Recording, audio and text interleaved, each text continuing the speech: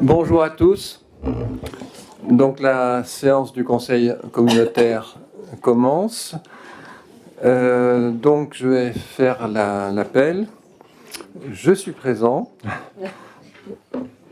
Blandine Monnier. Présente. Patricia Aubert. Présente. Édouard Friedler donne pouvoir à moi-même. Philippe Barthélémy. Présent. René Castel. Présent. Hélène Verduin donne pouvoir à Suzanne Arnaud. Suzanne Arnaud. Présent. René Jourdan. Présent. Daniel Alsters. Présent. Muriel Canol. Présent. Jean-Luc Granet. Présent. Fanny Mazella. Robert Porcu. Carole de Peretti donne pouvoir à Eliane Thibault. Éric Migliaccio. Présent. Eliane Thibault. Gilles Garcia. Luc de Maria. Roger Cotreau. André Samat. Louis Ferrara donne pouvoir à Philippe Barthélémy. Pascal Guiroux. Bruno Joannon. Christiel Goard donne pouvoir à André Samat. Yvan Maubé donne pouvoir à Valérie Bourron. Evelyne Larléloire. Christine Sergent. Robert Deleda donne pouvoir à René Jourdan. Corinne Bonifay. Jean Tessier.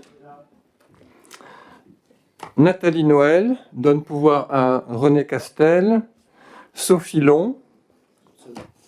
Daniel Serre donne pouvoir à Blandine Monnier. Laurent Collet.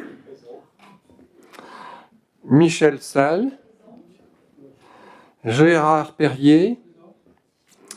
Ludivine Corti. Yves Renard. Valérie Bourron. Philippe Rocheteau. Émilie Guérel. Marc Bell.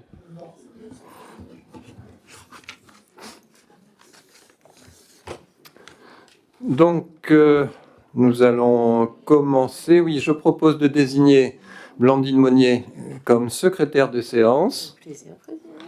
Avec plaisir, dit-elle. Donc, pas d'objection. En préambule, donc, je vous annonce que j'ai décidé de retirer la délibération numéro 27, le dispositif de covoiturage carrosse, qui concernait la gratuité pour tous les usagers pendant 6 mois. Et il s'avère que cela n'est pas possible immédiatement pour des raisons réglementaires. Il faut que nous approuvions le procès-verbal du Conseil communautaire du 24 novembre. Y a-t-il des questions? Pas de vote contre? Abstention? Je vous remercie. Donc vous avez la liste des décisions. Une précision, vous avez reçu 2 convocations à cause de délais d'envoi différents. Pour le vote du budget, les documents doivent être envoyés 12 jours avant, tandis que 2 délibérations ont été transmises dans le délai des 5 jours. Il s'agit du point numéro 30, la constitution reprise de provisions pour risques et charges, le 31 comité des partenaires de la mobilité, et par ailleurs, donc selon l'article bien connu du CGCT, nous avons déposé sur table un état des indemnités des conseillers communautaires. Sachez donc que cet état est déclaratif. Oui, chaque année, donc, les EPCI établissent un état présentant l'ensemble des indemnités dont bénéficient les élus siégeant dans leur conseil. Et donc, c'était une question de Madame Larléloire qui datait du précédent conseil. Et j'avais oublié d'attirer votre attention sur ce point pendant le conseil sur le débat d'orientation budgétaire. C'est rectifié et c'est parfait.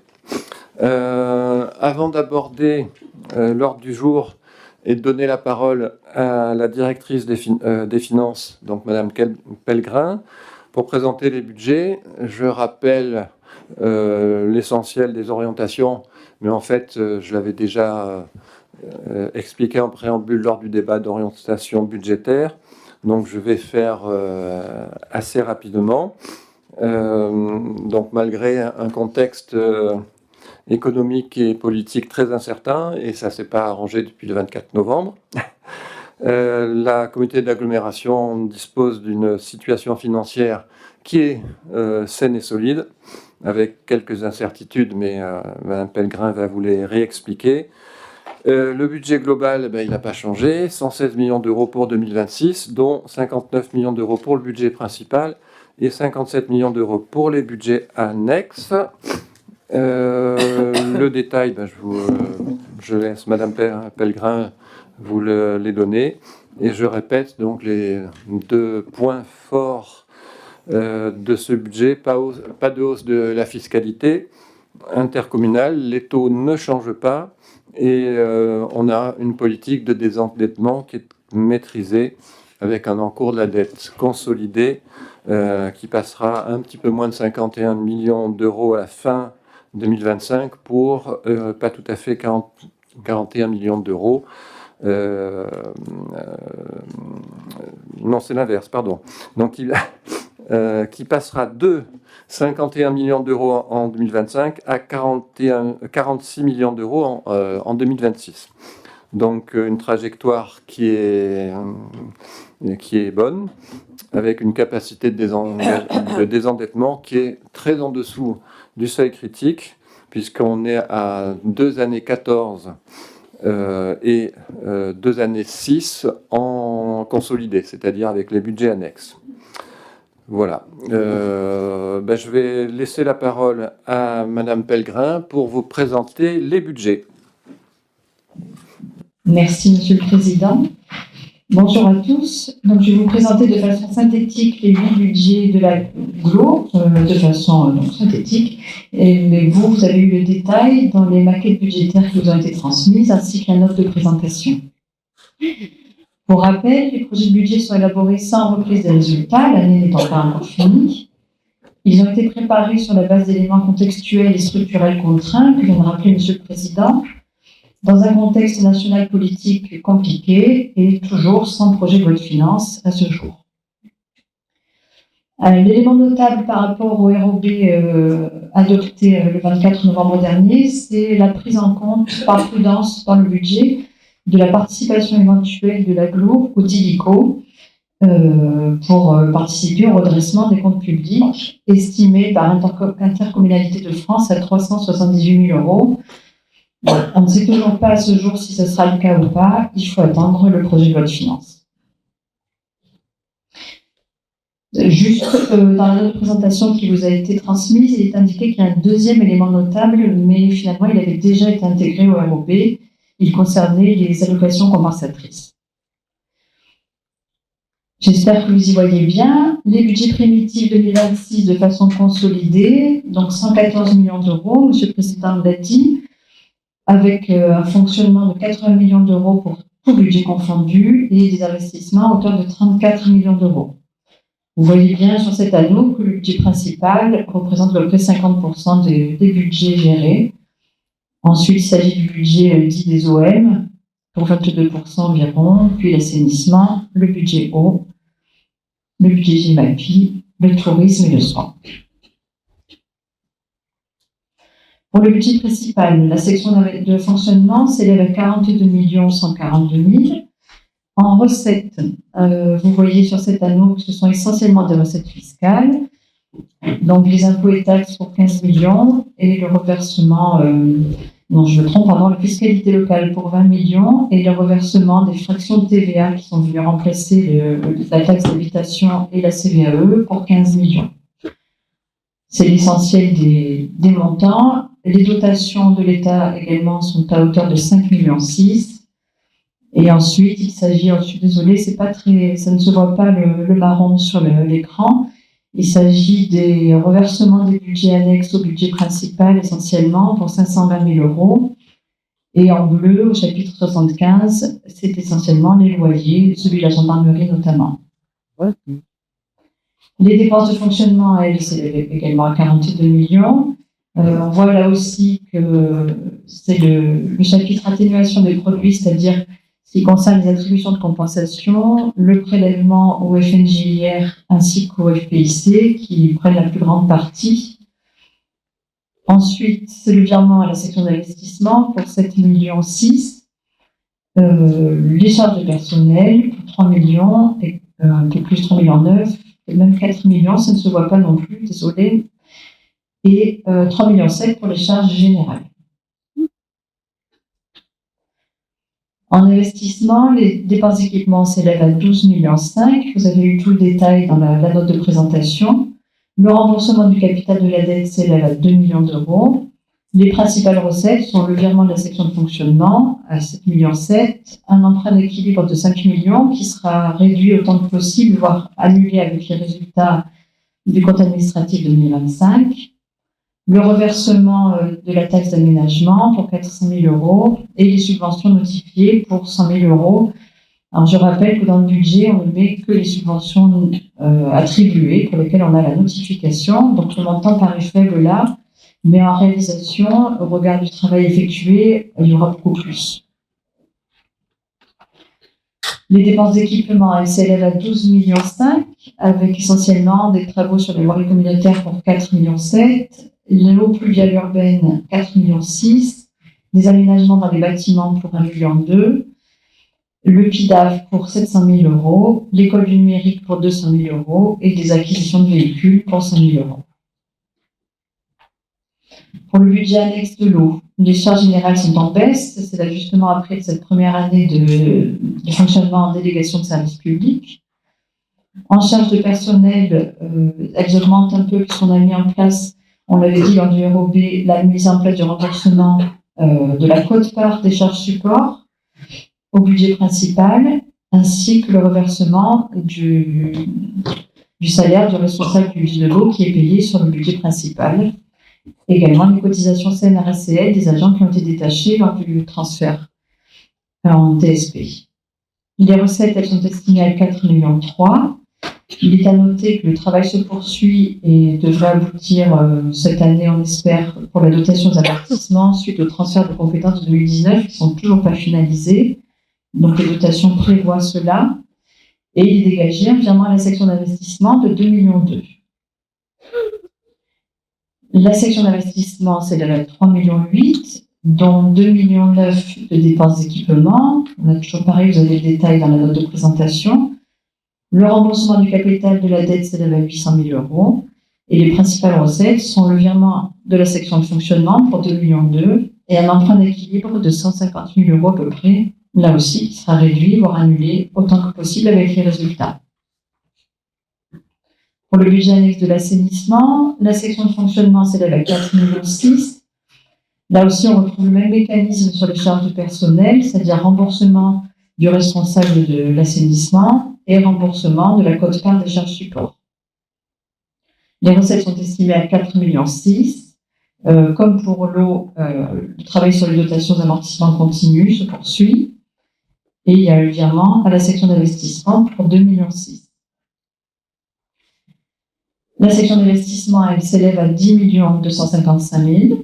Les dépenses d'équipement s'élèvent à 8,5 millions et le remboursement du capital de la dette est de 1,7 million.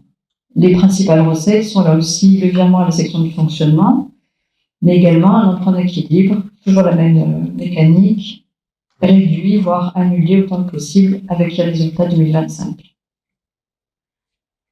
Pour le budget des déchets ménagers, le produit d'Atom, comme pour la fiscalité, a été estimé sans revalorisation des bases, puisqu'à ce jour, nous n'avons pas assez d'informations.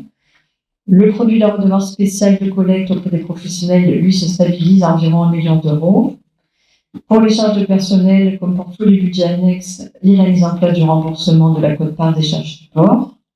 Et il y a des nouvelles dépenses prévues, notamment pour la mise en place de services des biodéchets, de la collecte du verre en porte-à-porte et de la mise en conformité des déchetteries, ainsi que le changement de mode de gestion de la déchetterie de Sanary.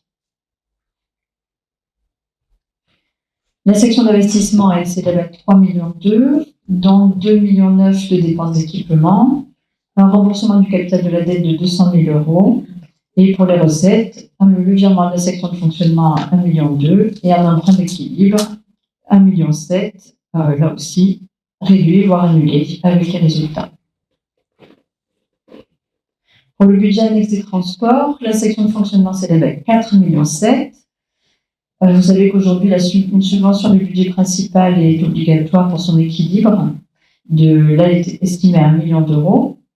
Il y a des nouvelles dépenses prévues, notamment des études pour développer le covoiturage, des vélobus et pour l'optimisation des coûts de transport scolaire et urbain. Il y a également la participation à une étude sur le CERM, le service express régional métropolitain, merci. Des études pour inciter au covoiturage et la participation pour le réseau Mistral en année pleine et pour la plateforme mobilité. Pour les charges de personnel, comme pour tous les autres budgets annexes, la mise en place du remboursement de la quote-part des charges support. La section d'investissement, elle s'élève à 1,46 million, avec des dépenses d'équipement à hauteur de 1 million et un remboursement du capital de la dette de 43 000 euros. Les recettes sont principalement le virement de la section de fonctionnement et un emprunt d'équilibre à 943 000 euros qui sera réduit ou annulé autant que possible avec les résultats 2025. Pour le budget annexe GEMAPI, la section de fonctionnement s'élève à 1,6 million. La taxe, elle est inchangée, donc environ 1,6 million. Les principales dépenses sont la contribution au syndicat SMRGV REP Grand Vala et le syndicat du bassin versant du Gapo, des prestations d'entretien des cours d'eau et pour les charges de personnel, toujours la même mécanique, le remboursement du responsable de la GEMAPI et le remboursement de la quote-part des charges support. La section d'investissement, elle s'élève à 760 000 euros, dont 600 000 euros de dépenses d'équipement et 133 000 euros de remboursement de capital de la dette. Les dépenses d'équipement concernent essentiellement la lutte contre le recul du trait de côte avec des études cartographiques et stratégiques. Les principales recettes, elles proviennent du virement de la section de fonctionnement pour 219 000 euros, une opération sous mandat qui concerne l'étude cartographique pour 240 000 euros, et il n'est pas besoin d'inscrire d'emprunt d'équilibre sur ce budget. Ouais. Pour le budget annexe du tourisme, la section de fonctionnement s'élève à peu près 500 000 euros. Il est financé à 100% par la subvention du budget principal à hauteur de 494 000 euros. Les dépenses essentiellement sont pour la promotion du tourisme sur les territoires et comme pour les autres budgets annexes, la mise en place du remboursement au budget principal de la quote-part des charges support. En investissement, une enveloppe de dépenses d'équipement par prudence pour des petits achats est inscrite. Le budget annexe du SPANC, qui s'élève à hauteur de 59 000 euros, qui enregistre les recettes et dépenses relatives à la gestion de l'assainissement non collectif et qui n'a pas de section d'investissement. Oui. Pour les principaux ratios, la capacité de désendettement, donc Monsieur le Président en a parlé tout à l'heure, on est très en dessous des seuils, donc on peut dire que tout va bien jusque-là, et de façon consolidée, on est à 2 années 80. Le taux d'épargne brute, lui, aussi de façon consolidée, s'élève à 22% en 82, sachant que le seuil est à 10%. Ça se passe plutôt bien aussi. On voit quand même qu'il y a quelques budgets qui sont à surveiller, comme le transport et les OM, mais qui sont sujets, pour le transport en tout cas, à la subvention du budget principal et pour les OM à surveiller. Je vous remercie pour votre attention.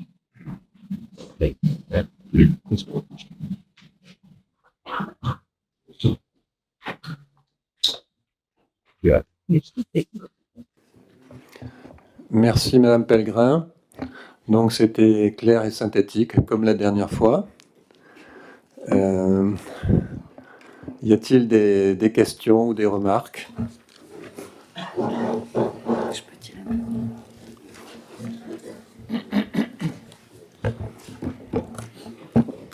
Est-ce que j'ai la parole? Je ne sais pas. Madame Oui. Salle? Oui. Oui. Merci. C'est-à-dire qu'il y a la lumière rouge, donc en fait, on ne sait plus si c'est bon ou si c'est pas bon. Alors, j'aurais un certain nombre de petits points dont j'aimerais vous faire part. Bon, bien évidemment, le désendettement, c'est tout à fait bien. Pas de hausse des taux pour cette année, c'est tout à fait bien aussi. Ce sont des bonnes directions. Cependant, je voudrais faire remarquer sur le budget principal un certain nombre de hausses entre le budget précédent et celui-ci, qui, à mon avis, méritent attention, notamment pour l'avenir, puisqu'on se retrouve avec plus 25% à peu près de dépenses de personnel et plus 18% de charges générales. Donc, en soi, les ratios le montrent, Sud-Sainte-Baume a les moyens de l'assumer pour le moment. À terme, si ce type de hausse devait se renouveler chaque année, sachant que il me semble que depuis quelques années, on nous a dit qu'il fallait conforter l'encadrement et la structuration de Sud-Sainte-Baume.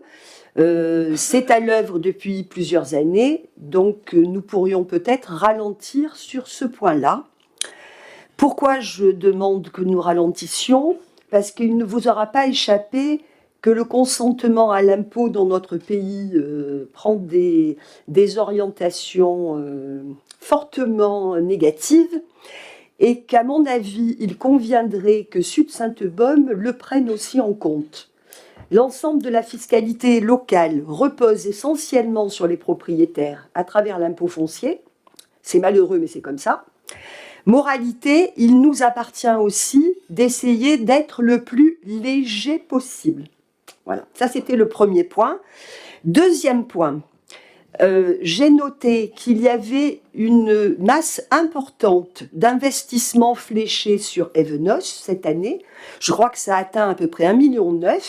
Donc pourquoi pas, je ne suis pas à même d'en juger ni l'intérêt communautaire, ni l'intérêt autre d'ailleurs, mais n'aurions-nous pas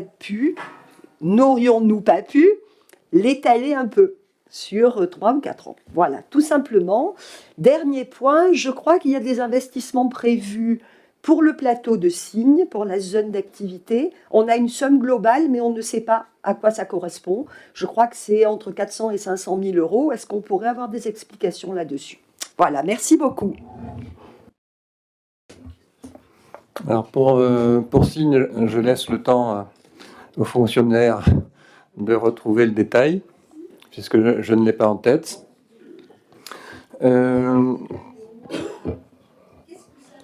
Oui, bien sûr. Non, mais je pense que c'est important de répondre à cette question puisque vous la posez.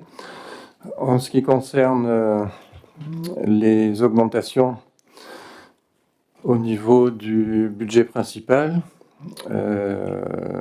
donc vous avez surtout insisté sur les augmentations de dépenses de personnel. Je pense que les charges générales ont légèrement augmenté, mais on prend de plus en plus en compte les compétences qui nous incombent, et c'est pas très étonnant qu'il y ait une augmentation des charges à caractère général. Maîtriser sur le long terme, ça sera le rôle de la future équipe.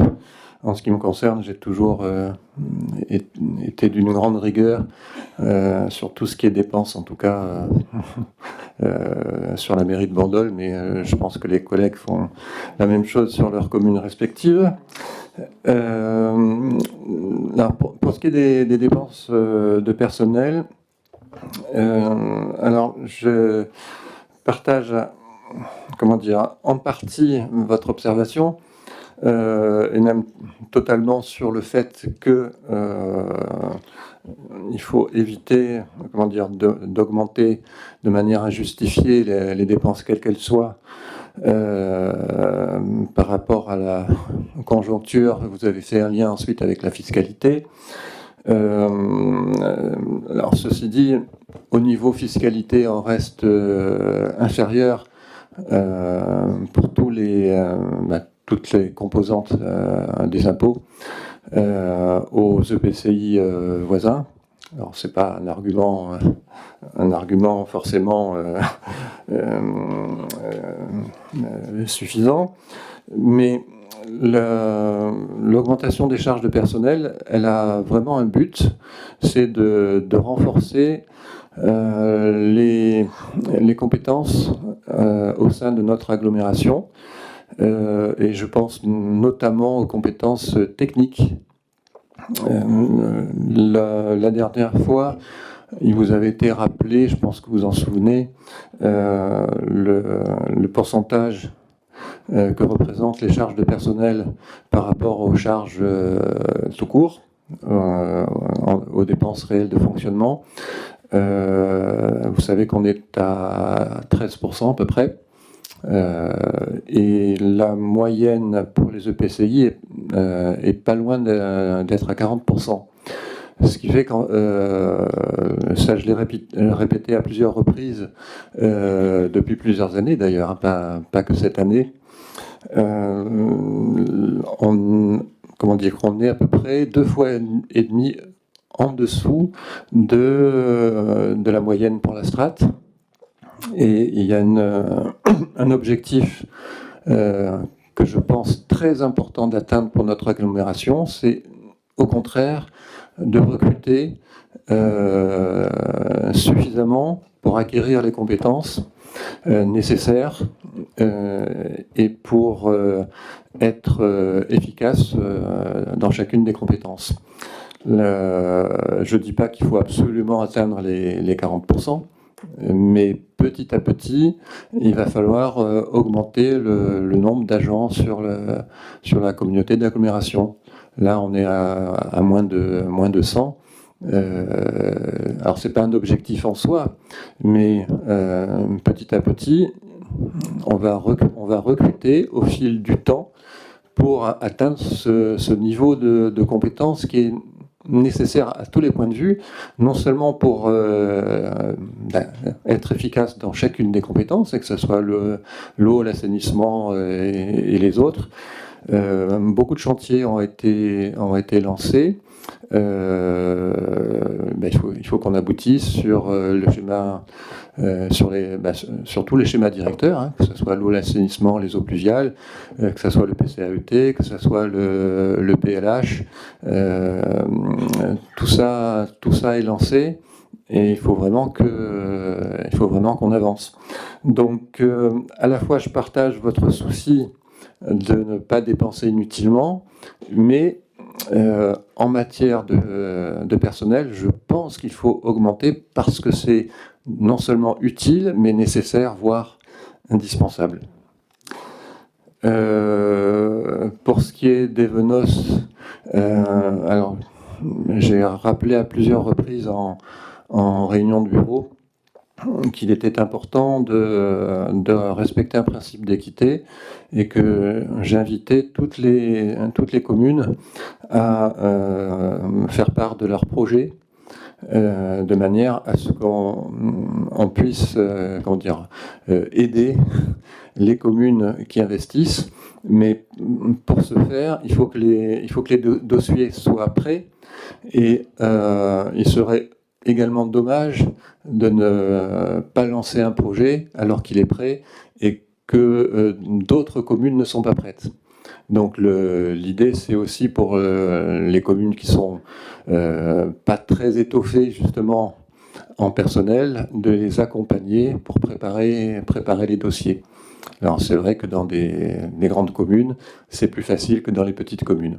Voilà, donc j'ai rappelé ça dans les réunions de bureau à plusieurs reprises.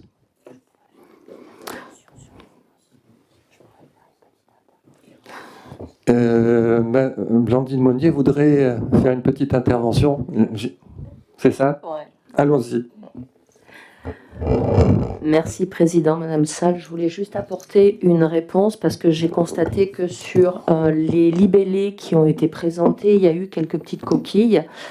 J'ai demandé des précisions parce que même moi sur Evenos, il y avait des choses que je n'identifiais pas. En fait, il y a sécurisation de la falaise au niveau de l'éperon rocheux. C'est l'opération 9161. qui est noté aléa, enfin c'est pour l'aléa chemin de ronde, il n'avait pas été nommé comme ça, il avait été nommé aménagement des rues du vieux village.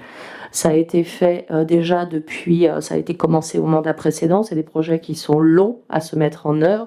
Et en fait, il s'est avéré qu'à l'aménagement des rues, il a fallu assortir un certain nombre de sécurisation de la falaise qui n'étaient pas prévues à l'origine et du coup qui ont fait que les travaux durent, mais ils ont commencé déjà au mandat précédent. D'autre part, il y a une coquille, c'est marqué aménagement espace public Berge de la Rep à Evenos. En fait, c'est de l'équipement de voirie. Ça a été mal libellé dans la présentation, mais c'est des choses pareilles, c'est des voies qui ont été transférées au mandat précédent, et là c'est le temps des projets. Et autrement, si c'est le presbytère, ne m'en parlez pas, c'est quelque chose de très souciant, et pour nous aussi, parce qu'il met beaucoup de temps à sortir de terre, et le coût monte, mais ça, voilà.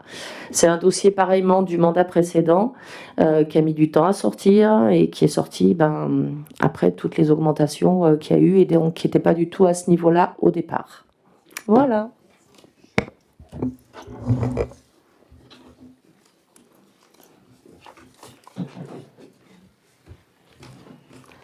Alors, entre-temps, la mémoire m'est revenue pour signe.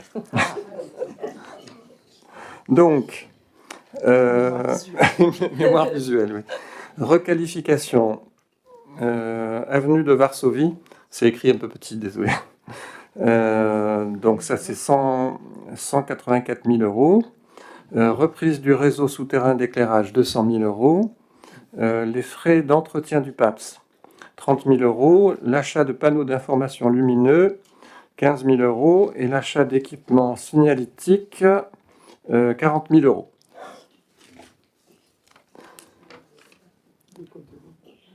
J'ai pas fait le total, hein, je fais confiance. Y a-t-il d'autres questions? Monsieur Cotreau. Merci, Président. J'ai 3 remarques. D'ailleurs, vous avez déjà en partie répondu à l'une d'entre elles, mais qui me paraissent d'ailleurs être coordonnées. Ce sont 3 remarques qui, l'une concerne les charges de personnel, effectivement, l'autre les transports et la troisième le tourisme. Lorsque je dicte cela, il me semble que tout ceci est assez lié. En ce qui concerne les charges de personnel, je voudrais revenir d'ailleurs sur notre séance antérieure, où un intervenant, avec justesse d'ailleurs, a signalé qu'il était quelquefois délicat de comparer ce qui se fait dans une municipalité et dans la territorialité, dans la mesure où il y a beaucoup de polyvalence. Alors vous savez que je suis un ancien syndicaliste et la polyvalence a ses vertus et ses vices.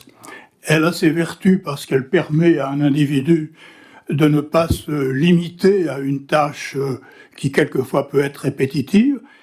Et elle a ses vices car elle encourage fréquemment les employeurs à ne plus retenir un véritable métier et une véritable classification correspondante.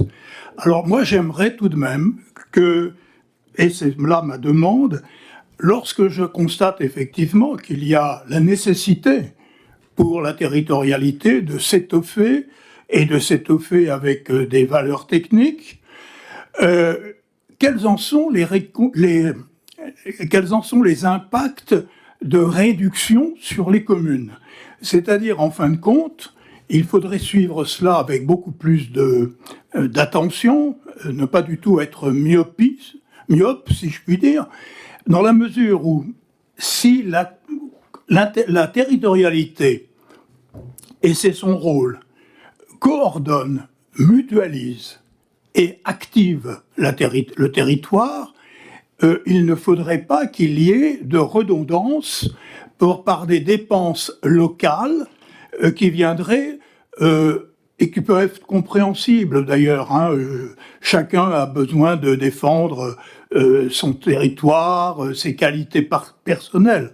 Mais si nous voulons rechercher des économies, et il en faut, car vous savez que la remarque qui est faite, ça a été dit par le contribuable, c'est de constater que aussi bien au niveau de l'État qu'au niveau des territoires, au sens large du terme, il y a un poids qui devient quasiment insupportable et pour la nation et pour les contribuables.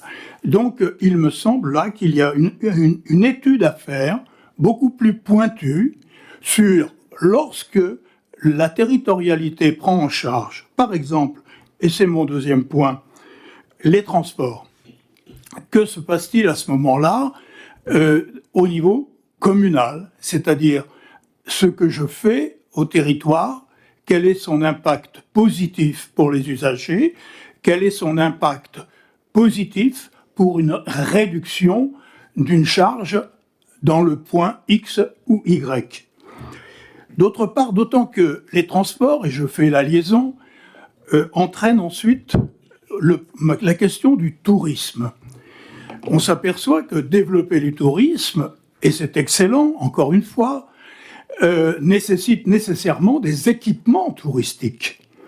Or, je m'aperçois, si je prends l'exemple de Sanary, que je connais peut-être mieux que les autres, Sanary, par exemple, n'est pas desservie par la ligne Toulon-Bandol pendant le week-end.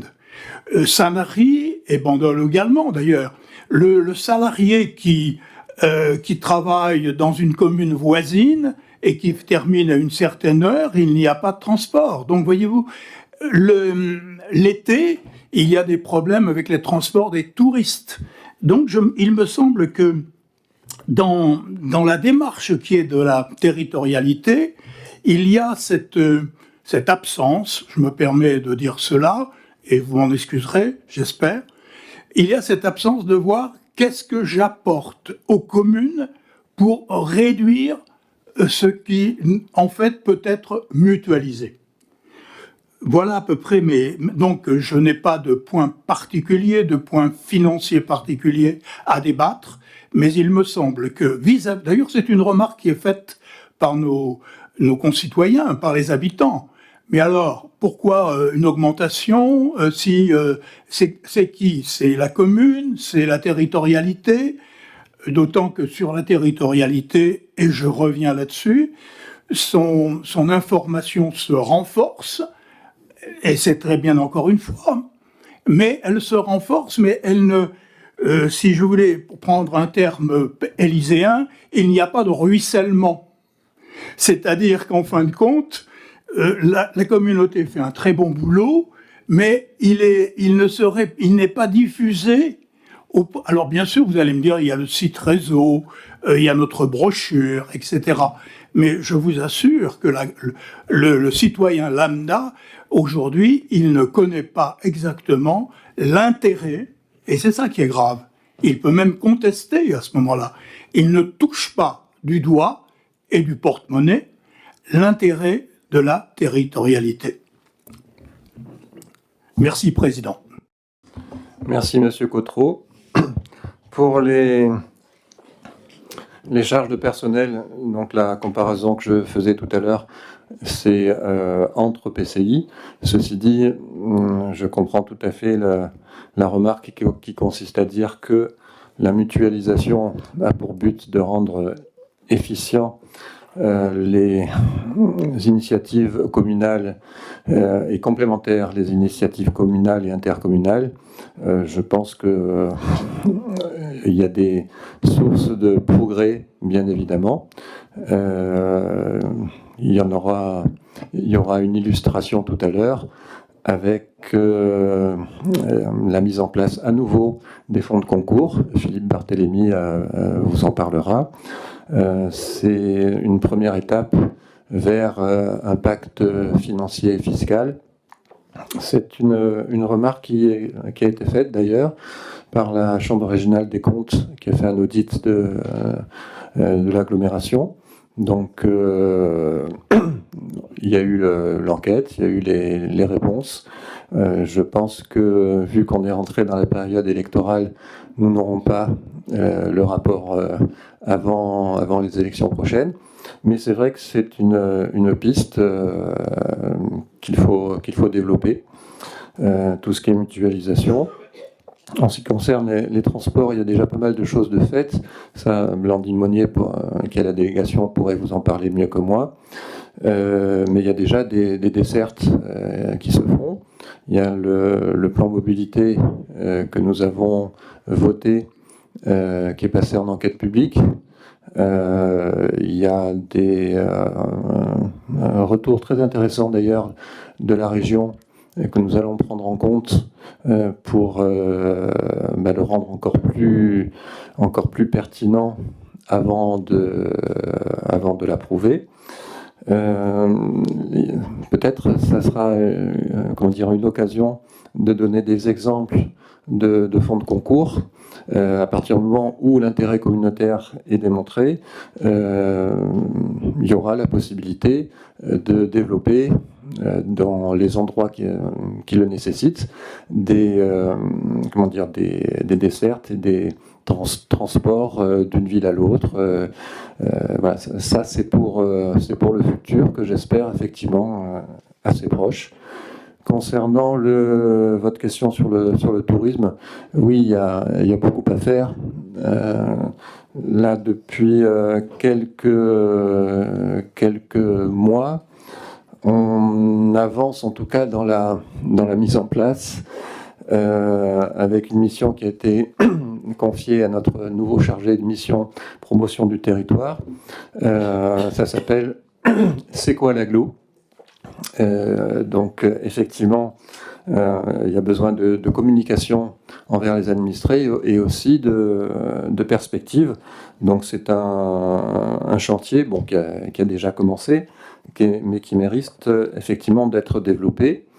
Il y a une réponse, je pense, assez intéressante à travers la modification des statuts que nous avions voté, et avec la création d'une instance consultative avec des élus et des professionnels, la création d'une régie pour commercialiser un certain nombre de prestations, la création d'un poste de directeur de régie, avec un développement des actions de l'Office de tourisme intercommunal. Donc vous avez parlé tout à l'heure des réseaux. Alors effectivement, il y a déjà un site web, des réseaux sociaux, entre guillemets, vitrines, avec des reprises d'informations. C'est déjà pas mal fait. Mais il y a besoin effectivement de produire davantage. Il y a des exemples quand même de choses qui ont été faites, qui sont intéressantes. La course La Poli, je pense que vous vous rappelez, des expositions d'artistes, l'école du développement durable, le label Vignoble et Découvertes, voilà, pas mal de choses. Et je pense qu'avec les nouveaux statuts, il faut qu'on en profite pour établir des projets à l'échelle de l'agglomération, en lien avec toutes les communes, avec les vice-présidents, avec en ligne de mire renforcer l'attractivité et l'identité de notre territoire. Voilà, ça ce sont des choses qui ont été lancées et qui méritent d'être développées. On s'y est mis, et c'est dans la feuille de route de notre nouvelle directrice générale des services d'ailleurs. Voilà la réponse. Monsieur Cotreau, oui. Donc, une remarque à laquelle vous serez sensible. Si vous êtes Toulonnais, le dimanche de la fête du Bandol, vous n'avez pas de bus pour aller de Toulon à Bandol. Alors ça, c'est l'intercommunalité au sens large, c'est-à-dire avec d'autres... avec la métropole TPM. Donc ça aussi, ça mérite d'être développé. Avec déjà la ligne 83, c'est déjà pas mal quand même. Oui, mais c'est vrai que pour revenir à la fête des vins de Bandol, c'est quand même c'est une priorité parmi les priorités. On va essayer, Monsieur Cotreau. Il faut quelques points d'humour. dans le sérieux. On est mort de Le sérieux n'apparaît que s'il y a un peu d'humour. Je me retiens. Y a-t-il d'autres commentaires ou questions? Madame Larlé-Loire. Pour rester dans une tonalité humoristique, j'ai trouvé un intérêt dans la mutualisation, dans une publication de ce matin, sur la vôtre, monsieur le maire. Et j'ai dit, ah ben voilà, oui, effectivement, là, il y a une illustration en fait de ce qu'est mutualiser donc les moyens. Ce matin, donc, vous faisiez part d'une réduction de 25% des effectifs communaux en 10 ans à Bandol. N'y a-t-il pas là une trace, justement, d'une économie qui a été réalisée grâce à l'intercommunalité? Alors c'est une question, comment dire, qui est, je pense, purement bandolaise. Il n'y a pas eu d'influence du tout de l'intercommunalité. Il se trouve que sur Bandol, il y avait, comment dire, une inflation de recrutement. Il y a eu 90 recrutements secs sous la mandature qui m'a précédé. Pardon, 90 recrutements, dont plus de 40 recrutements secs, avec comment dire, une qualité du service public qui n'était absolument pas au rendez-vous. Donc ma politique, ça a été effectivement de réduire la masse salariale. Mais ça concerne que Bandol, hein. Pas de lien avec l'intercommunalité. Pas d'autres remarques. Donc si les votes se portent dans le même sens, je vous propose de voter les 8 délibérations. Tout le budget. Vote contre. Abstention. Je vous remercie. Alors, je reprends le fil.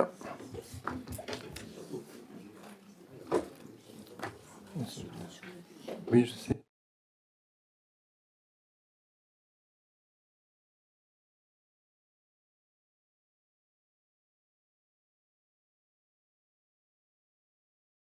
C'est pas mal la tablette parce que ça permet d'économiser du papier. Alors. Mais c'est énergivore aussi, d'une autre façon. On l'a expliqué. Pas tant que ça, non, Ouais, c'est tellement efficace. On mesurera le bilan carbone de tout. Alors, donc, subvention au budget annexe du tourisme. Point numéro 9, pardon, c'est les transports d'abord. Donc, subvention au budget des transports, ça a été expliqué tout à l'heure pendant la présentation. Montant maximal de 1 million d'euros. Qui est contre? Qui s'abstient? Je vous remercie. Ensuite, donc, la subvention au budget annexe du tourisme, 493 000 euros maximum. Qui est contre? Qui s'abstient? Je vous remercie. Donc, il y a la mise à jour de la programmation pluriannuelle avec les autorisations d'engagement, crédit de paiement et autorisation de programme crédit de paiement.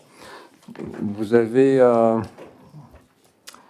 en fait, il y a 2 délibérations qui sont liées, la 11 et la 12. La 11, c'est l'ensemble de la programmation pluriannuelle. Et la 12, c'est une nouvelle opération pour le budget annexe de l'assainissement qui concerne la ville de Sanary. Donc, de manière générale, on tient compte de l'avancement des divers chantiers. Et là, en l'occurrence, de la création de cette nouvelle opération pour mettre à jour la programmation pluriannuelle.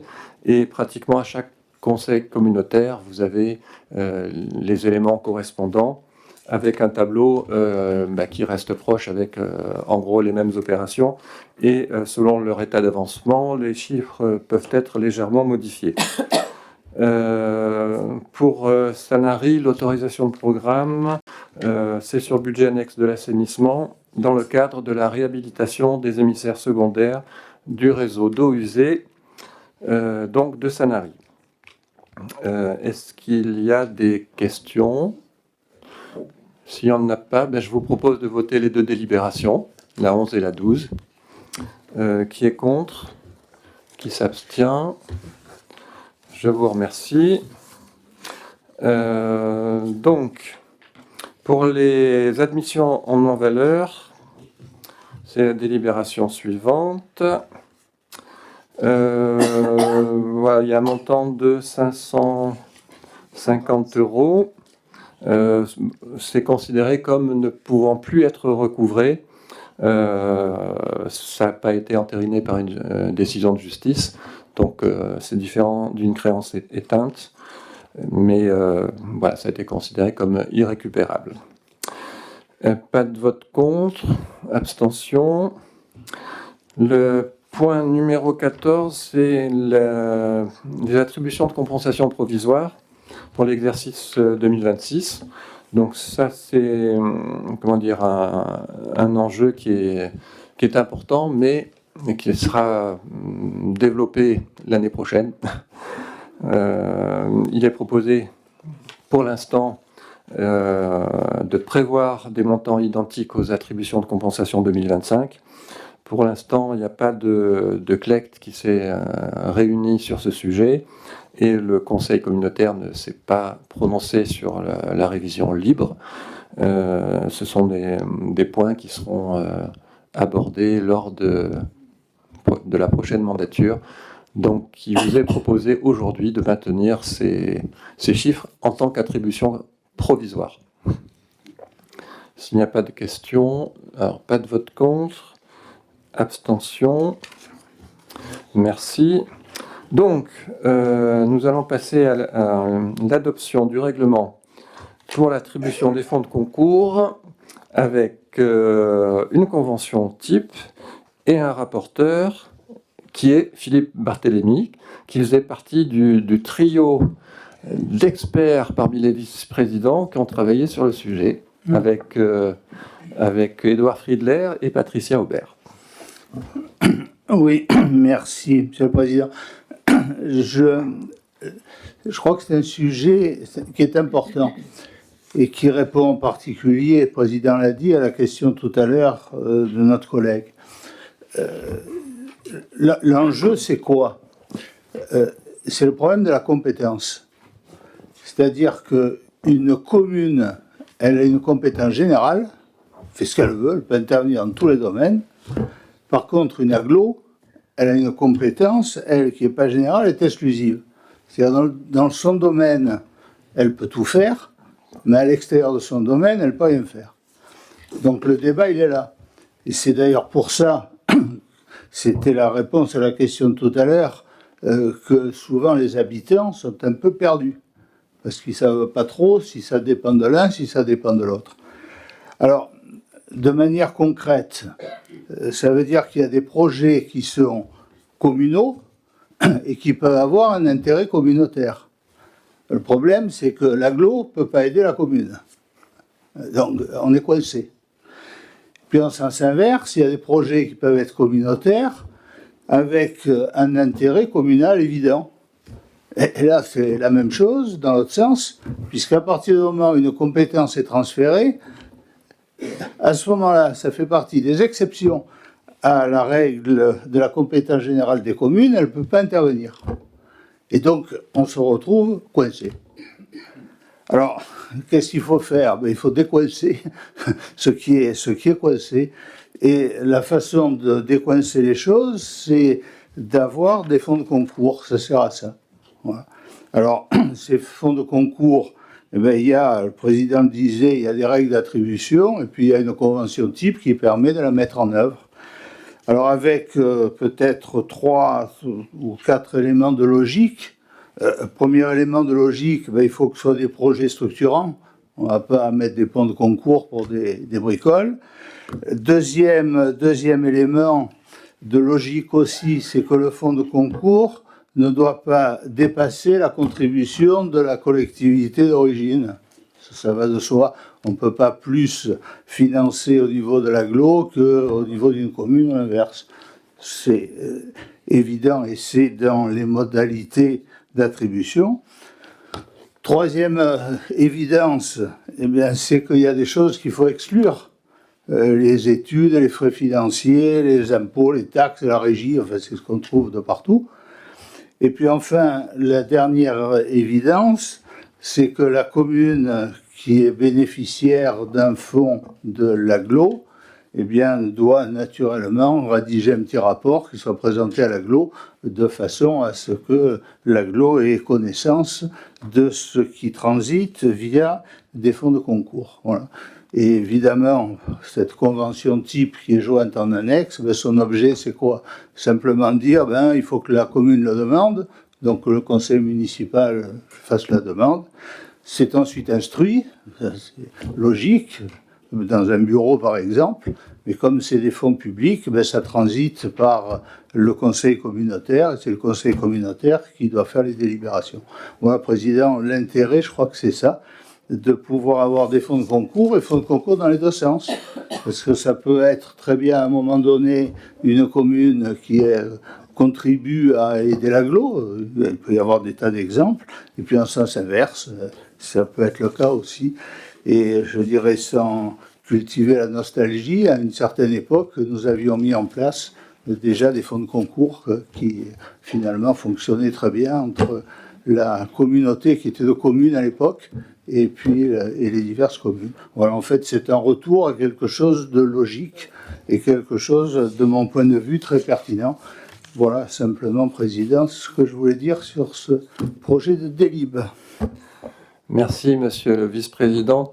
C'est toujours aussi clair. C'est agréable à entendre. Je pense que ça répond effectivement à une de vos observations tout à l'heure sur les transports, Monsieur Cottereau. Je retiens le terme de décoinçon. Je me demande s'il ne va pas y avoir une délégation au décoinçage. Bravo. Moi. Il faudrait que ce soit au niveau ministériel. Alors là, on glisse sur un terrain. Je vois un doigt et un point rouge. Un point rouge. Alors, est-ce qu'on commence par le doigt ou par le point rouge? Il me laisse. Merci beaucoup. Moi, simplement, je voudrais faire une suggestion. Dans le processus d'attribution de ces fonds de concours, est-ce qu'il ne pourrait pas y avoir soit un bureau élargi, soit une commission qui donne un avis avec des membres du conseil communautaire sur l'ensemble de ces fonds de concours? Parce que là, tel que c'est présenté, il y a instruction par les services. Ensuite, c'est discuté et présenté au bureau communautaire. Et ensuite, en fait, au niveau du conseil communautaire, on n'est là que pour ratifier. Donc, est-ce qu'il ne pourrait pas y avoir plus d'implication dans une commission ou dans un bureau élargi d'un certain nombre de conseillers communautaires qui pourraient à ce moment-là faire plus remonter, à mon avis, d'avis de la population sur justement ces intérêts communautaires de fonds de concours. Voilà, c'est une simple suggestion pour la prochaine mandature éventuellement. Je suis sûr que les futurs maires, présidents, vice-présidents seront très à l'écoute de cette remarque. Peut-être une première remarque par monsieur le rapporteur. Enfin, monsieur le rapporteur, il vient rapporter beaucoup de choses, mais la question, je pense, c'est la problématique, qu'est-ce que l'intérêt communautaire? C'est ça la question. Bon. Et l'intérêt communautaire, il est dans les textes définis par le conseil communautaire. Donc il y a, je crois, une commission des finances qui existe. Bon, cette commission, je dirais, elle a certainement une capacité de traiter ce type de sujet. Et j'ajoute que dans le document qui est proposé, ce sont les conseils municipaux qui font des propositions. Donc il y a déjà, je dirais, une dimension qui est une dimension collective à travers, je dirais, la demande en question. Voilà. Quand on multiplie les commissions aussi, ça rend difficile de Alors, je ne sais pas si vous avez remarqué aussi, il y a eu quelques commissions ad hoc sur des sujets importants qui permettent, lorsque le sujet justement est important, de discuter avec tous les élus communautaires. Mais bon, je pense que tout le monde a entendu cette proposition. Monsieur Cotreau. Oui, j'ai apprécié la mise au point du rapporteur. Et d'ailleurs, d'emblée, il a fait la remarque qui était à faire, c'est-à-dire que en aucun cas il y a de transfert. Je crois qu'il faut éliminer ce terme des relations entre la commune et l'agglo. Ni l'un ni l'autre ne sont là pour se transférer ce qui n'est pas transférable. Moi, j'aimerais davantage qu'apparaisse dans nos travaux le terme plutôt de complémentarité. C'est-à-dire qu'à des moments donnés, quand le dossier est structurant, comme il y en a un certain nombre d'ailleurs à l'ordre du jour, là effectivement, il y a un maître d'œuvre qui est l'agglomération, et puis il y a après les complémentarités communales. La même chose d'ailleurs en ce qui concerne les transports et également le tourisme. Là, en matière de tourisme, il faut faire attention, on va avoir des informations à passer, des brochures à éditer, etc. Là, il y a un travail vraiment d'associés, et il y a, bien sûr, dans l'associé, il y a un principal et il y a un complémentaire, quoi. Donc, la définition qui a été donnée par le rapporteur me convient parfaitement. La question qui a été soulevée sur renforcer le bureau chargé des fonds de concours, oui et non. C'est-à-dire c'est une nouvelle structure. Alors faut-il consolider les structures ou plutôt, ce qui est mon penchant, faire des groupes ad hoc, comme vous l'avez signalé, Président. Déjà, je peux vous proposer de faire un groupe limité à 2, un duo avec Madame Salle pour vous mettre d'accord sur la nature de la complémentarité. Il démontre que ce ne sont pas des oppositions stériles. Je le remarque aussi. On va passer au vote. Qui est contre ? Qui s'abstient ? Je vous remercie. On passe à la délibération numéro 16, qui concerne le remboursement. Madame Samat se retire quelques instants. Donc, je ne vous rappelle pas le motif, vous le connaissez maintenant. Donc, le remboursement partiel de la dette fournisseur du Grand Prix de France. Troisième versement. Donc là, cette fois-ci, je vais vous rappeler brièvement les éléments de contexte qui concernent un dossier qui est quand même très complexe. Donc j'avais rappelé à plusieurs reprises comment ça fonctionnait, le groupement d'intérêt public, la convention constitutive, et le fait que l'agglomération contribuait à hauteur de 2,2% aux charges du GIP, ce qui a posé quelques petits problèmes au départ.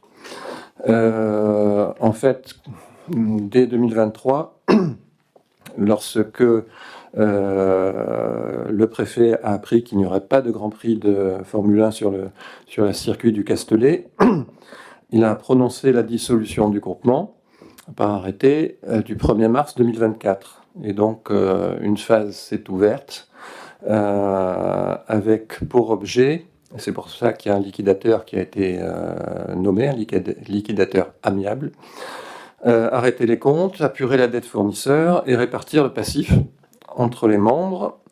La dette, aujourd'hui, s'élève à 10 449 719 €. Donc elle continuerait d'augmenter mécaniquement du fait des intérêts moratoires.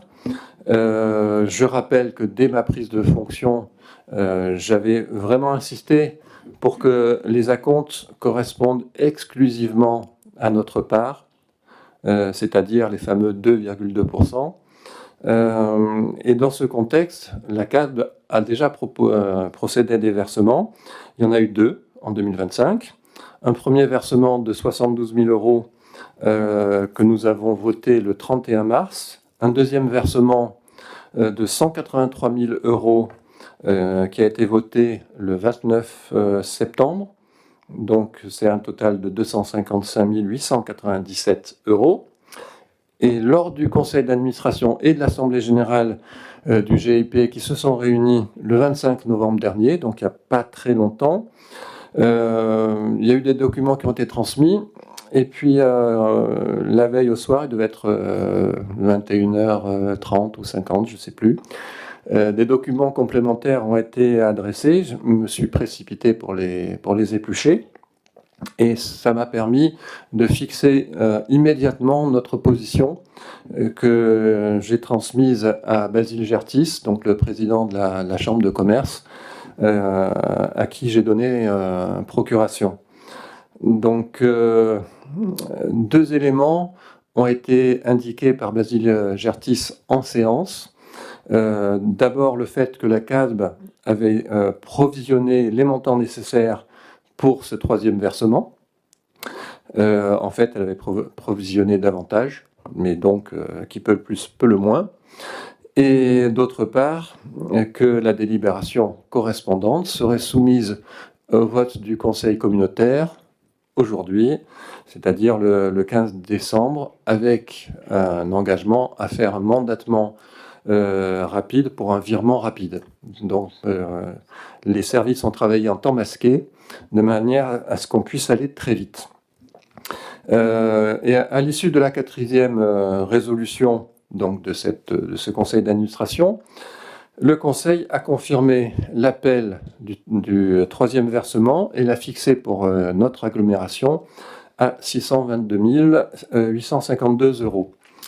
À la suite de la présentation de notre position, donc par Basile Gertis, et de notre engagement, le président de la région, Renaud Muselier, a pris la parole, et je cite mot pour mot. Il remercie M. Gertis et la communauté d'agglomération, car ce sont des choix et des décisions importants qui permettent d'avancer pour cette issue favorable. Et le liquidateur, dans son dernier courrier, qui est tout récent, qui est du 12 décembre à mon attention, dit, je vous le cite, en vous remerciant pour la position constructive de la communauté d'agglomération Sud-Seine-Baume. Donc, vous voyez que la situation s'est maintenant largement apaisée. Donc, ça a été avec le département, je vous l'avais expliqué la dernière fois, et donc également avec la région et même avec le liquidateur lui-même. Donc, pour revenir aux chiffres, après ce 3e versement, le montant total versé par la CASB sera de 878 749 euros précisément. 2 points pour anticiper peut-être des questions, mais qui sont 2 points très importants. Ce versement s'inscrit bien évidemment strictement dans le respect juridique de la liquidation, mais il ne préjuge ni à la hausse ni à la baisse de la contribution finale. Et celle-ci ne pourra être arrêtée qu'une fois que l'ensemble des versements demandés aux membres du GIP auront été versés, ou pas. Vous savez qu'il y a un litige qui persiste depuis 2020 avec la métropole marseillaise et le département des Bouches-du-Rhône, et les montants sont quand même pas négligeables. Il y en a un qui est de 3 millions d'euros de mémoire pour la métropole et aux alentours d'1 million d'euros pour le département. Donc, suivant qu'ils vont payer ou pas, suivant que le préfet de région suivra la demande du liquidateur, mandatée d'office, suivant les recours qui seront exercés devant le tribunal administratif, et je crains que ça se dirige vers ça. Suivant les conclusions, le rapport définitif de la Chambre régionale des comptes sur les comptes du GIP, est-ce qu'il y aura des responsabilités qui seront établies? Est-ce que la position à la fois jugée partie d'Excelis, comment ça sera analysé? Voilà, il est possible que la somme finale soit plus élevée. S'il y a des responsabilités et des gens qui payent, on pourrait peut-être avoir une bonne surprise, sait-on jamais. Voilà, donc voilà où nous en sommes, avec un montant qui est à due proportion de ce qu'on doit. Chacun, la demande a été faite exactement dans les termes que je demande depuis le début, c'est-à-dire proportionnellement à la participation aux charges du GIP. Tous les membres du GIP ont été saisis un montant qui correspond parfaitement, j'ai vérifié. Et ça permettrait effectivement d'arrêter les intérêts moratoires qui courent. Ça permettrait aussi, je pense que si vous avez regardé un petit peu les détails, la région avait fait une grosse avance. Et dans le montant qui est appelé, ça permet de régler une partie de cette avance pour environ 5 millions d'euros à la région. Voilà, donc c'est un dossier d'une complexité redoutable. Je peux rentrer dans les détails si vous le souhaitez. Je l'ai pas mal étudié, ce dossier. Y a-t-il Madame Salle? Oui. Monsieur Coton? Excusez-moi. Alors, il y a le bouton rouge et il y a le doigt.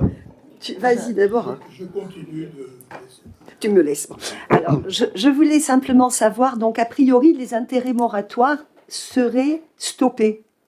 Notre participation, à partir du moment où les principaux fournisseurs sont réglés, on peut penser que oui. On peut penser que oui. Les honoraires du liquidateur, non, par contre. Les honoraires du liquidateur, non. Non. Mais ils ont considérablement diminué. D'accord. Ils s'élevaient à un montant de 200 000 euros par an. Oui. Et là, pour donc sa mission, la décision a été prise lors du dernier conseil d'administration Assemblée Générale. Initialement, le président de la région avait souhaité qu'il y ait une interruption de la mission du liquidateur au 31 décembre de cette année. Finalement, il s'est avéré que c'était quand même intéressant qu'il la poursuive pendant les 3 premiers mois de l'année, mais le montant de ses honoraires est à 15% de ce qu'ils étaient auparavant. Okay. Voilà. Donc une somme qui on va dire, redevient raisonnable. D'accord. Et de mémoire, il me semble que la provision qui avait été faite était au-delà d'1 million. Voilà. Donc, qu'est-ce qui reste, en fait, une fois que l'on a enlevé tout de ce qu'on paye, de ce qu'on avait provisionné, qu'est-ce qui nous reste devant nous? Est-ce qu'il ne faudrait pas le conforter un peu plus? Alors, qu'est-ce qui reste comme provision? Qu'est-ce qui reste à régler? Comme provision, alors, de mémoire, on avait dû provisionner 1,2 million, quelque chose comme ça. Donc là, on en est à 880 000 euros. Donc, 300 000. Voilà. Mais j'espère bien qu'on n'en aura pas besoin. Espérons. Monsieur Cotreau? Oui, on va tout d'abord vous remercier pour votre ténacité sur ce dossier, dans l'intérêt de la territorialité. Mais la question qui se pose quelquefois et qui est impertinente, que sont devenus les auteurs de cette ardoise? Alors, comment vous dire? Je ne suis ni juge ni procureur. Ce que je peux vous dire, c'est que il y a 2 membres du GIP qui avaient saisi le procureur de la République il y a quelques années déjà. C'est le département et l'agglomération Sud-Sainte-Baume. Pour l'instant, c'est à, comment dire, c'est à l'étude. Au point mort, il se pourrait que ça se réveille après la publication du rapport définitif de la Chambre régionale des comptes sur le Grand Prix. Effectivement, ce rapport, il y a eu quelques éléments qui ont été diffusés par des médias, mais il est censé être tenu secret. Nous, on en a été destinataires en tant que membre du GIP, mais voilà, je ne suis pas chargé d'en faire état. Juste une observation, il est apparu, pas lors de ce conseil d'administration, mais lors du précédent, un montant d'apport de la métropole de Nice, un montant qui s'élevait à 550 000 €, qui est venu abonder les comptes du GIP. Voilà, je ne ferai pas de commentaire par rapport à ce chiffre. Une fois que le rapport aura été rendu public, on verra ce qu'il en ressort et si il y a des responsabilités pécuniaires, voire pénales. Il y a deux membres du GIP qui sont en position d'agir.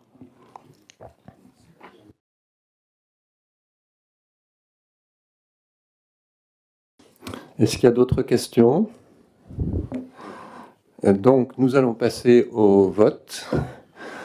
Qui est contre? Qui s'abstient? Je vous remercie. Faire rentrer. Ah oui, ben oui, Madame Samat. Je ne sais pas si elle a pris un petit manteau, mais si elle est dehors. Oui.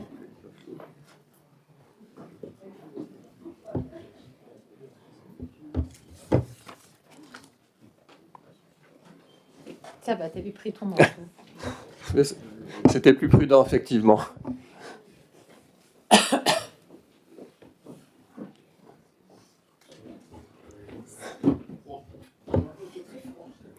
Ah oui, vous confirmez? Voilà, donc j'ai expliqué que la situation a été apaisée à la fois avec le département, la région et même le liquidateur. Donc tout le monde est d'accord pour avancer dans le même sens maintenant. Donc la délibération suivante, c'est la délibération décision modificative numéro 4. Ça concerne cette fameuse troisième avance. Donc, je fais un petit récap qui vaudra aussi pour la délibération tout à l'heure sur la reprise de provisions. Les deux premières provisions ont été reprises en mars et en juin 2025, sans délibération. Et il y a eu une prise en charge par la trésorerie au vu à la fois de l'annexe sur les provisions et des délibérations de versement que nous avons votées ici même. La délibération cadre sur les provisions a été prise lors du Conseil en septembre 2025 et la délibération de reprise qui est inscrite aujourd'hui, donc celle du 15 décembre, régularise les deux premières reprises et acte la troisième reprise. Sachant que les reprises ne correspondaient pas exactement au montant réglé. Sans rentrer dans les détails compliqués, il y a eu des évolutions au fur et à mesure au niveau du montant des tableaux qu'on recevait au fur et à mesure et qui étaient changeants. Donc la première reprise a été effectuée le 25 mars, ce montant de 72 000 € dont je vous parlais tout à l'heure. Il y a une reprise qui a été faite parce que le tableau qu'on avait de répartition comportait une somme de 277 000 €, donc ça c'était le 25 juin dernier, mais entre le vote et le paiement, le tableau avait changé et la somme était devenue de 183 000 €. Donc, on en a tenu compte, bien évidemment. Et le delta à reprendre était de 528 000 euros. Et on arrive, bien évidemment, au montant total de règlement, qui est de 678 000 euros. Voilà, donc je ne sais pas... ça a été un peu complexifié par le fait qu'on a été obligé de prendre, prendre une délibération, de prendre une décision de reprise de provision qui était supérieure au montant effectué et qui a été décidé par l'AGLO. Voilà, j'espère que j'ai été suffisamment clair. Donc, il est proposé de voter cette délibération numéro 17. Pas de vote contre, pas d'abstention. Je vous remercie. Et la délibération numéro 18, Blandine Monnier. Merci Jean-Paul. Ah oui, oui, c'est vrai. Eh oui. On a eu pitié. Non, mais c'est bon. Non, mais personne vous a vu. Je savais pas. Non, mais... Et ça, c'est les reprises. mais en fait, c'est une autre délibération. Non, mais. Ça, c'est les reprises de provision. Alors, C'est les reprises de provision. ouais. 17. Voilà. Disons que la délibération sur la décision modificative, je pense, vous engage beaucoup moins que celle sur le fond du sujet. Ouais. Donc vous n'êtes pas là. Ok. Personne n'a rien vu. Oui. Merci, Président. Alors, moi, je vais présenter la délibération création d'emplois permanents et non permanents.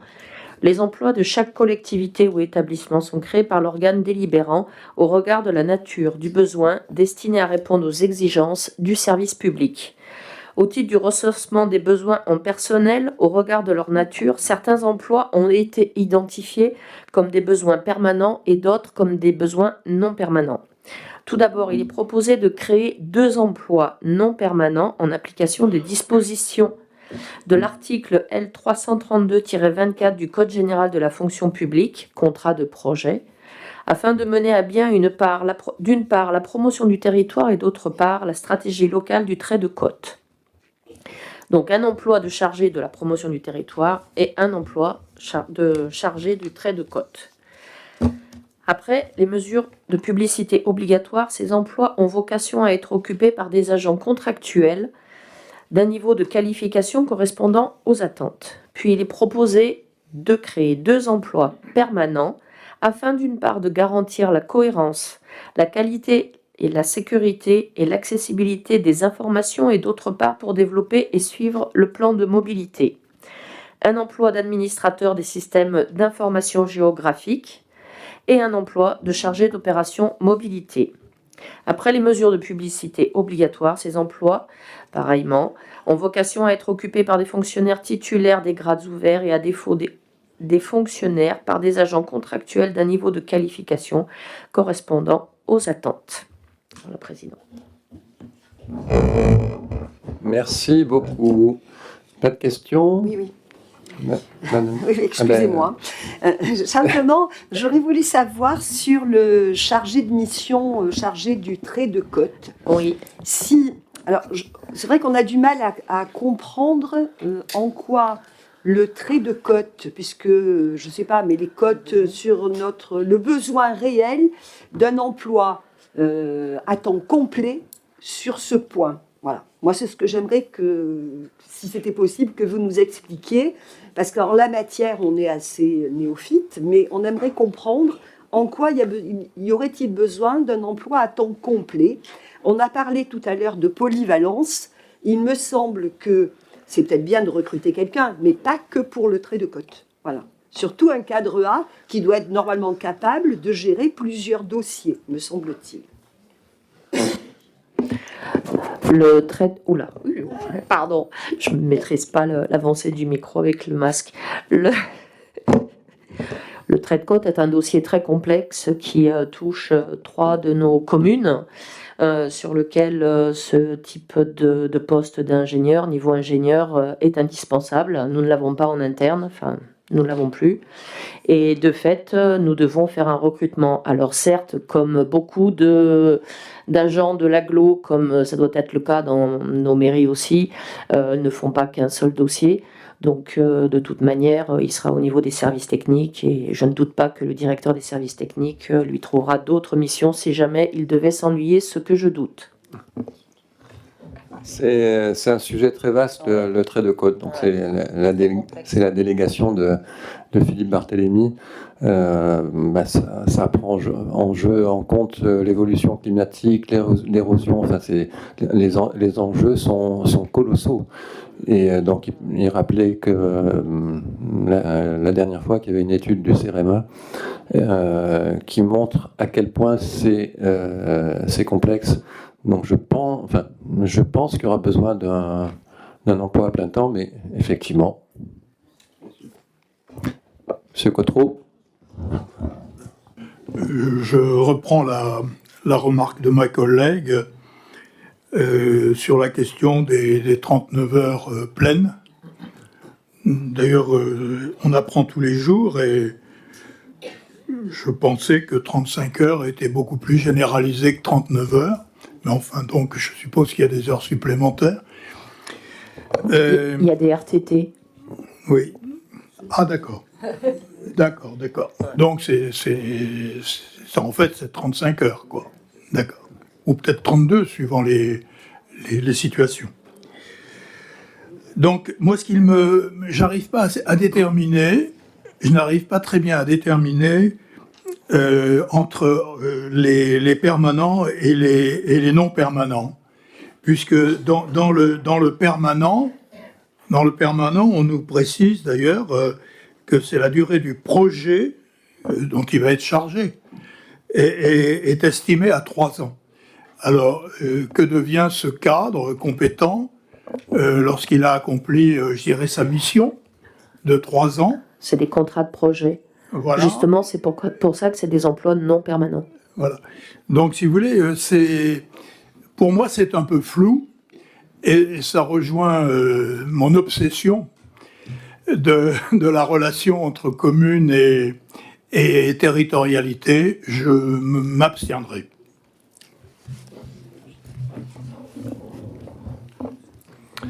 Donc, on passe au vote. Qui est contre? Qui s'abstient?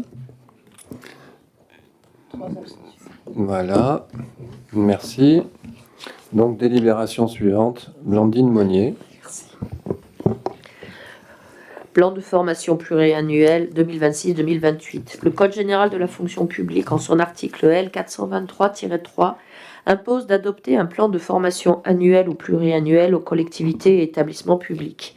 Il est ici proposé un plan de formation triennal 2026-2028 qui constitue un outil stratégique de gestion des ressources humaines et vise à accompagner les évolutions des métiers et renforcer les compétences des agents afin de répondre au mieux aux besoins du service public. Pas de vote contre, pas d'abstention. Délibération suivante, Blandine Monnier. Règlement de formation et CPF des agents de la CASSB. Afin de garantir la conformité avec le Code général de la fonction publique, il est obligatoire pour la collectivité d'adopter un règlement encadrant la formation professionnelle des agents. Ce règlement précise les dispositifs accessibles et notamment le compte personnel de formation CPF qui permet à chaque agent de développer ses compétences tout au long de sa carrière.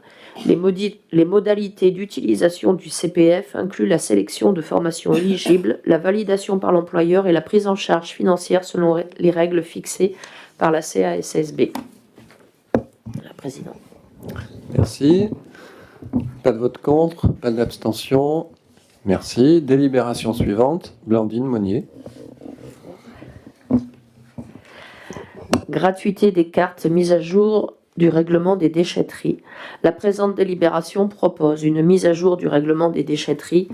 Les révisions proposées permettent de répondre aux difficultés d'exploitation rencontrées depuis l'adoption de la précédente mise à jour. Ainsi, le règlement s'y annexé propose de rendre gratuit le renouvellement des cartes perdues et volées. En effet, en raison des contraintes imposées par les services de l'État pour la délivrance de cartes payantes, le temps agent nécessaire au traitement de ces demandes est trop important au regard des recettes générées. 5 € par carte pour 1 740 € de recettes en 2024. Et aussi de clarifier le statut des véhicules considérés comme étant des véhicules professionnels en inscrivant l'interdiction de véhicules marqués du logo de l'entreprise. Merci. Pas de vote contre, pas d'abstention. On continue. Point suivant, déchetterie, la gratuité des cartes d'accès pour les professionnels. Depuis le 1er octobre 2022, les cartes d'accès sont obligatoires pour les particuliers et les professionnels afin de financer au mieux le service public de gestion des déchets, notamment quand celui-ci est utilisé par des professionnels. Il convient de fixer les tarifs des cartes des professionnels et des dépôts de déchets pour être au plus près du coût du service. Aujourd'hui, la carte d'accès pour les professionnels est facturée 100 € par an, en supplément des dépôts facturés à la tonne. Cette facturation présente 2 inconvénients. En raison des contraintes réglementaires imposées par les services de l'État pour la délivrance des cartes payantes, le temps agent nécessaire au traitement des demandes pour les professionnels est important.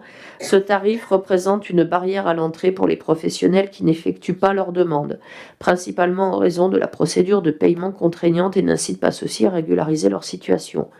Considérant que ces contraintes pèsent à la fois sur la productivité des services de la CASSB et sur l'efficacité de la gestion des professionnels en déchetterie, il est proposé de rendre cette carte d'accès gratuite. Merci. Pas de vote contre, pas d'abstention. Je vous remercie. Délibération suivante. Madame Aubert.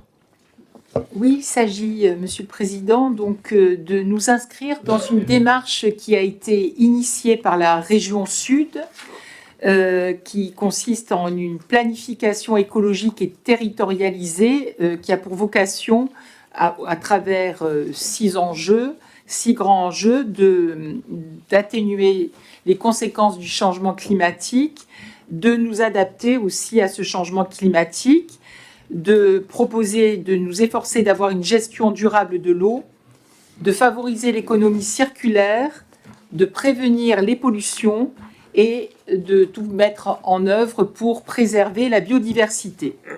Il nous est donc demandé de ratifier, c'est-à-dire donc de signer les accords pour la planification écologique et d'engager la CASSB à transmettre dans un délai de 6 mois une contribution volontaire accompagnée d'un plan d'action.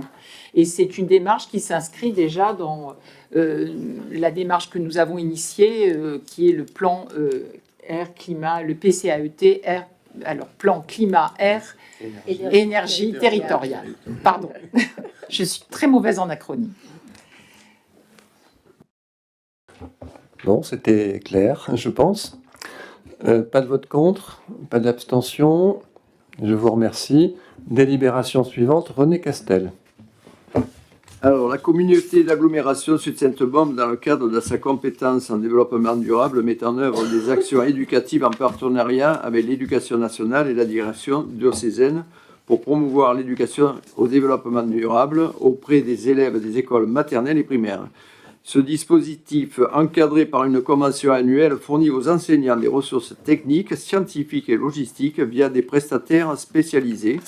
L'objectif est de sensibiliser les enfants aux enjeux du XXIe siècle et de développer leur curiosité, esprit critique et comportement éco-responsable. Pour l'année scolaire 2025-2026, la CASSB finance des projets thématiques comme la forêt, mer, potager, la faune méditerranéenne, l'agriculture, les oiseaux et la vie sous-marine et le secourisme, pour un montant de 263 120 € hors transport. Ces actions respectent les programmes scolaires et la réglementation en vigueur. Et il est donc proposé d'autoriser au président de signer cette convention pour l'année à venir. Merci. Pas de vote contre, pas d'abstention. Je vous remercie. Délibération suivante, Monsieur Castel. Voilà. Alors donc cette fois-ci c'est le numérique qui représente donc un enjeu majeur pour l'avenir de nos enfants, impliquant la modernisation des conditions de scolarité et d'apprentissage de nos élèves.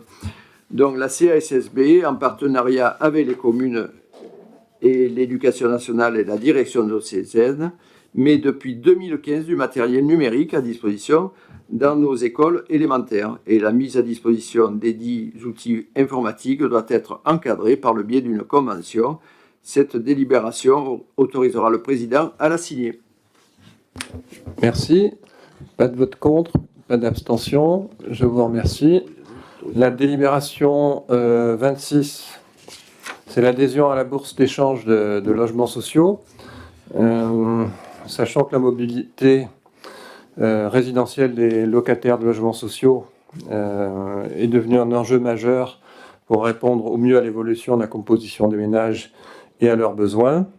Pour répondre à ce besoin, l'association régionale HLM PACA et Corse propose donc la mise en place d'une bourse d'échange pour simplifier et faciliter l'échange de logements entre les locataires du parc social de la région PACA. Voilà, donc je pense que vous avez lu mon montant pour la case, 8 000 €. Pas de vote contre, pas d'abstention. Je vous remercie. Les deux délibérations suivantes concernent la redevance pour la performance des réseaux potables pour l'année 2026. Donc pour l'eau, pour la délibération 28, pour l'assainissement, pour la délibération 29. Alors, comme vous avez pu le constater, je pense, dans la note de synthèse que vous avez reçue le 9 décembre, il y avait une modification sur un considérant. C'était simplement pour pouvoir s'aligner sur le considérant qui avait été, qui était dans la délibération de l'eau. C'est ça. Et donc, c'est celui qui concerne le détail de la redevance. Donc, si vous ne l'aviez pas remarqué, je vous le signale, le contenu de la délibération a été corrigé. La communauté d'agglomération, donc, se doit d'adopter le taux de la redevance pour cette performance des réseaux à partir du 1er janvier 2026. Les tarifs, vous les avez pour l'eau. Donc la base est à 0,06 €, hors taxe par mètre cube, avec un coefficient, donc un taux de 0,39. Et pour l'assainissement, la base 0,09 et un taux de 0,4%. Le but étant d'améliorer, d'encourager l'amélioration des systèmes d'assainissement et de traitement, donc pour les eaux usées et les eaux tout court.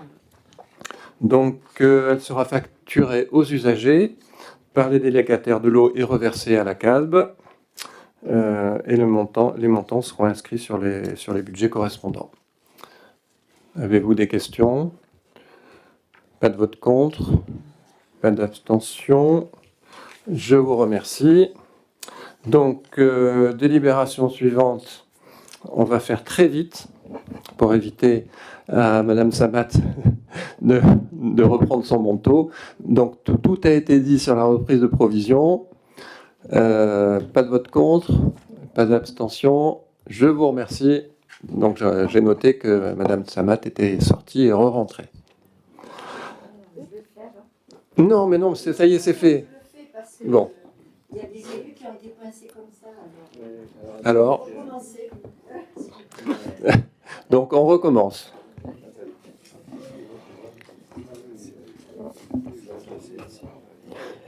Qui est contre? Qui s'abstient? Je vous remercie. Et ça y est.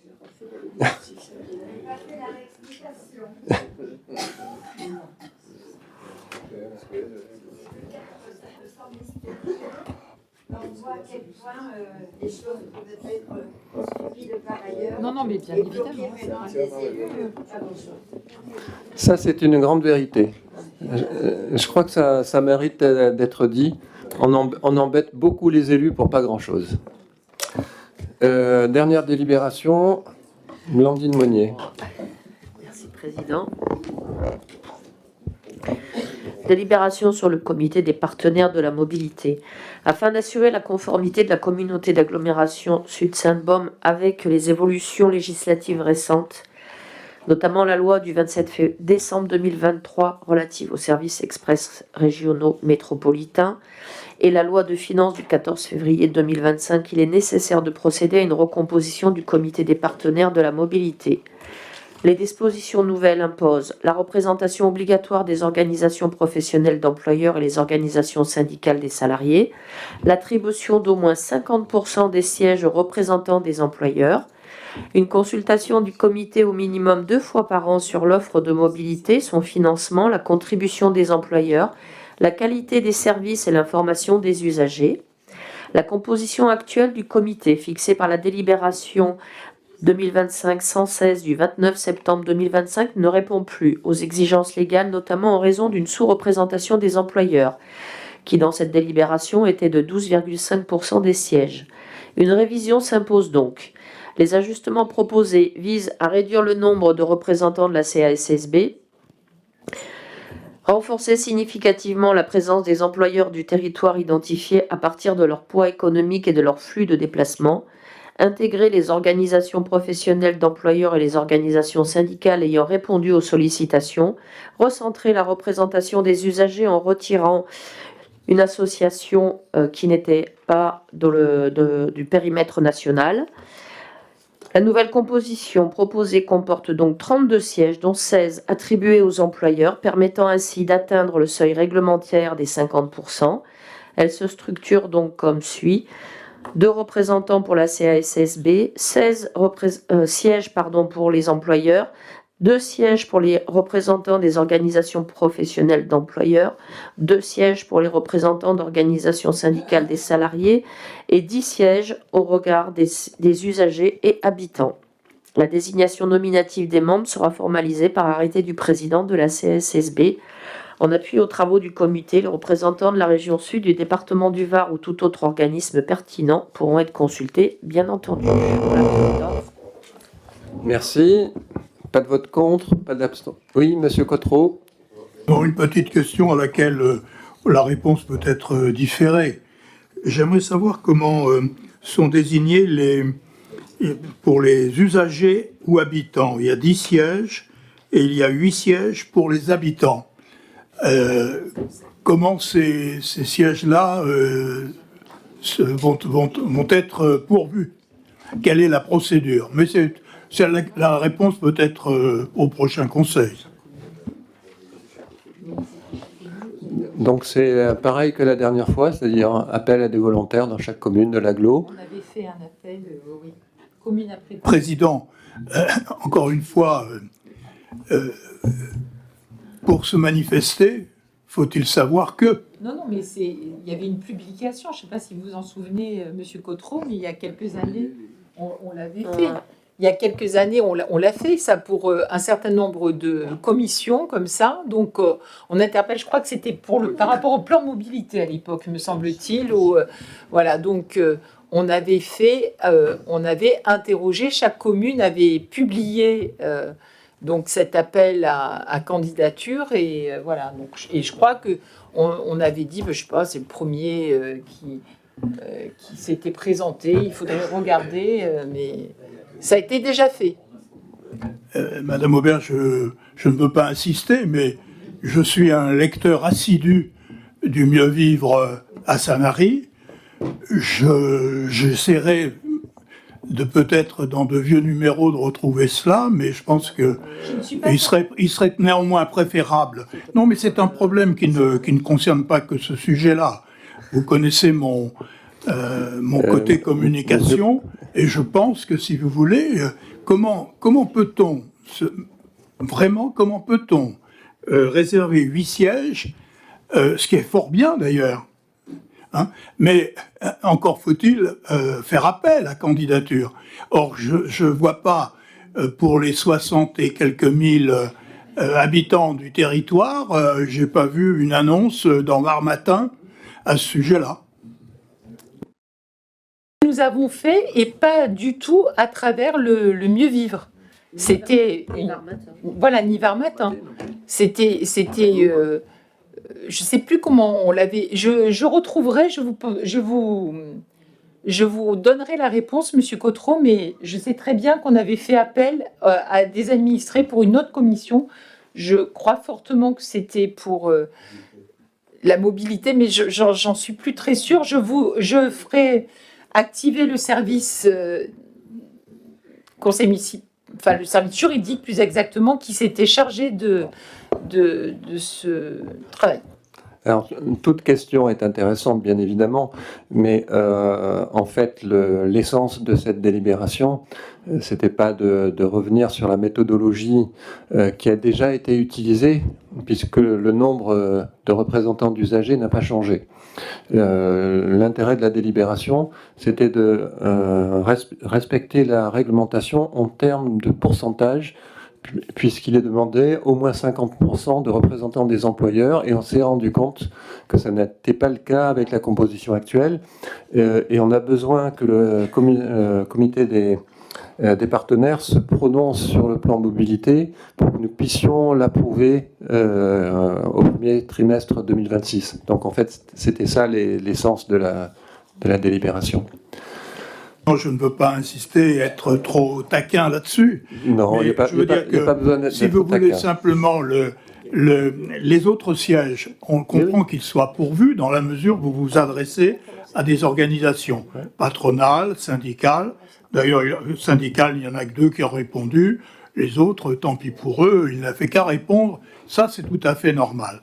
Mais lorsqu'on s'adresse à des individus et non plus à une structure, comment cet individu peut-il connaître l'appel? Voilà, c'est tout. Mais ça rejoint le problème général de la communication. Bien, nous vous avons entendu. Qui est contre? Qui s'abstient? Je vous remercie. Et donc, le prochain conseil communautaire, ça sera le lundi 9 février, donc l'année prochaine. Et d'ici là, je vous souhaite d'excellentes fêtes de fin d'année. Merci, Président.